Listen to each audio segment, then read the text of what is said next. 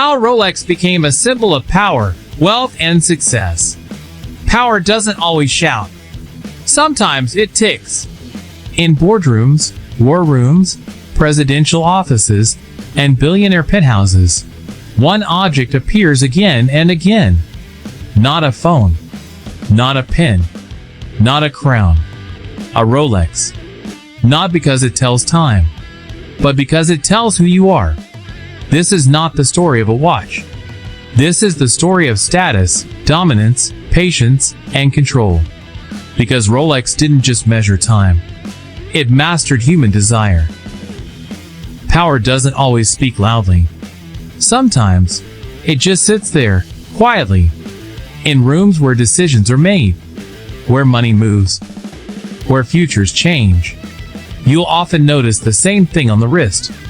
Not for showing off. Not for attention. A Rolex.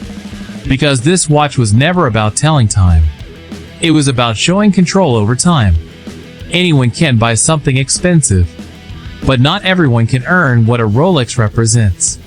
This is the story of how one watch became a global symbol of power, wealth, and success. Hans Wilsdorf was not born rich. He was not Swiss royalty. He didn't inherit power. He was an orphan. By the age of 12, both his parents were gone. And that loneliness created something dangerous. An obsession with legacy.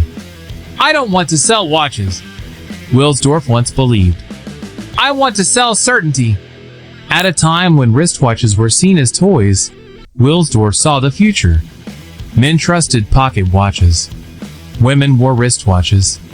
Hans said, backhand index pointing right. One day, powerful men will wear time on their wrists. The world laughed. Rolex was born anyway. Hans Wilsdorf didn't grow up surrounded by luxury. There were no gold watches, no family fortune, no powerful name behind him. He was orphaned at a young age. And that loss did something deep. It taught him the value of time before most people ever think about it. As a young man, Wilsdorf entered the watch business when wristwatches were dismissed as fragile and unreliable. Real men, people believed, carried pocket watches.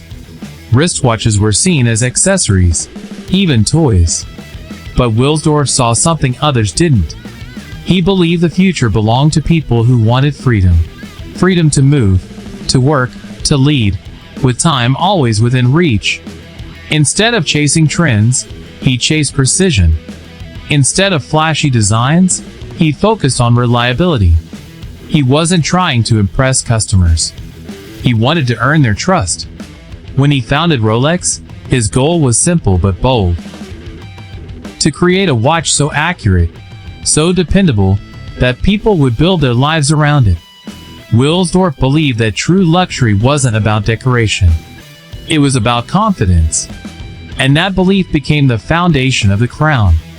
Because Rolex was never meant for everyone. It was built for those who value discipline, patience, and long-term success. The oyster case, inventing trust. In 1926, Rolex did something no brand had ever done. They created the first waterproof wristwatch. But the genius move wasn't the invention. It was the marketing. Rolex strapped the watch to a swimmer, Mercedes Glitza, as she swam across the English Channel. The watch survived. The newspapers exploded. Suddenly Rolex wasn't advertising. The world was advertising Rolex. Rolex didn't say, "Buy this watch." Rolex said, "Test us." Trust is not something you claim. It's something you earn, especially when things go wrong. Before the oyster case, watches were fragile. Rain, sweat, or a single splash of water could end them. A watch worked only in perfect conditions, and real life is never perfect. Rolex understood something important. If people were going to rely on a watch every day, it had to survive real-world pressure. The oyster case was designed like a sealed vault. A screw-down crown. A tightly locked case back. No weak points. But Rolex didn't hide this innovation inside factories or showrooms. They put oyster watches in shop windows. Submerged in water, people would stop, stare, and doubt. And then believe. That moment mattered. Because Rolex wasn't selling beauty. They were selling confidence.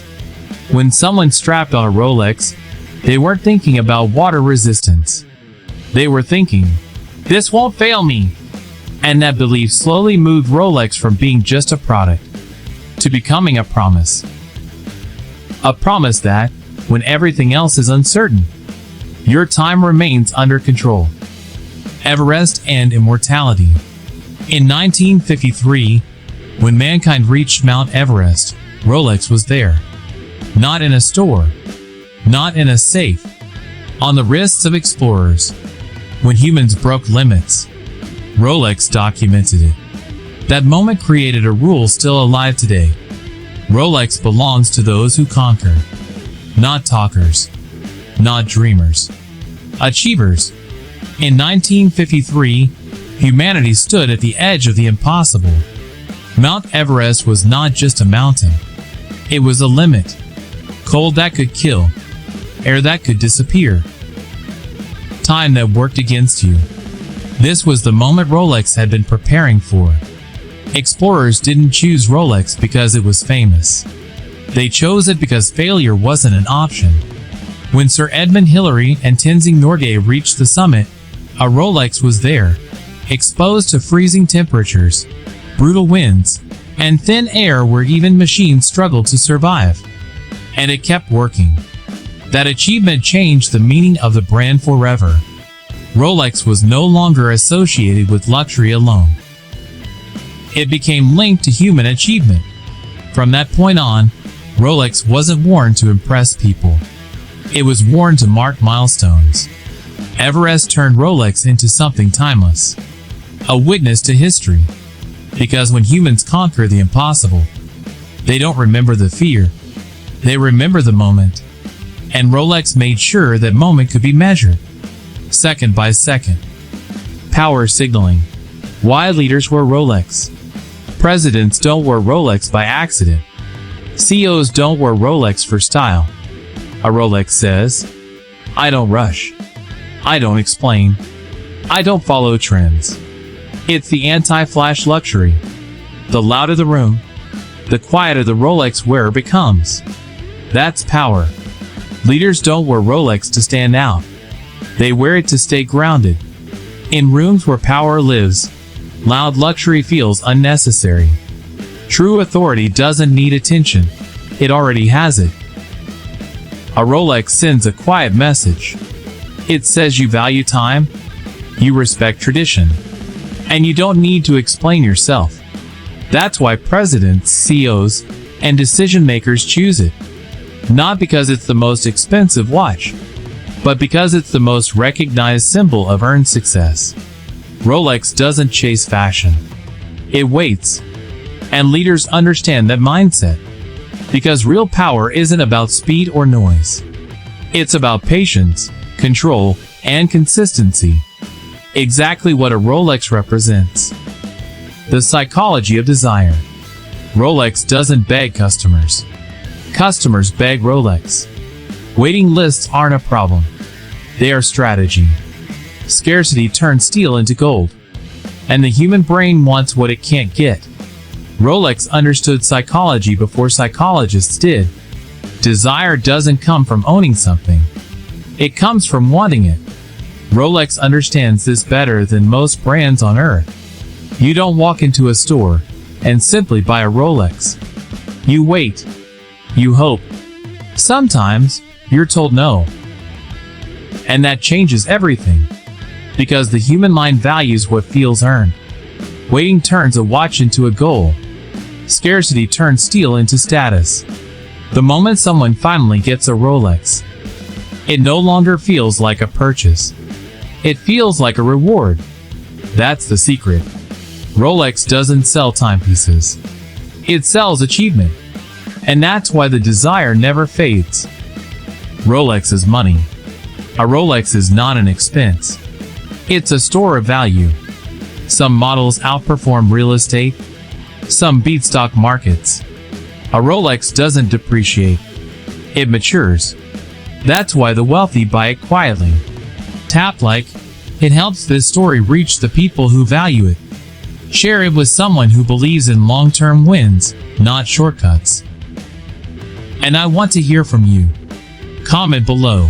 If success had a watch, would it be a Rolex or something else? For more deep stories behind power, wealth, and iconic brands, subscribe, because this channel isn't about trends. It's about timeless success.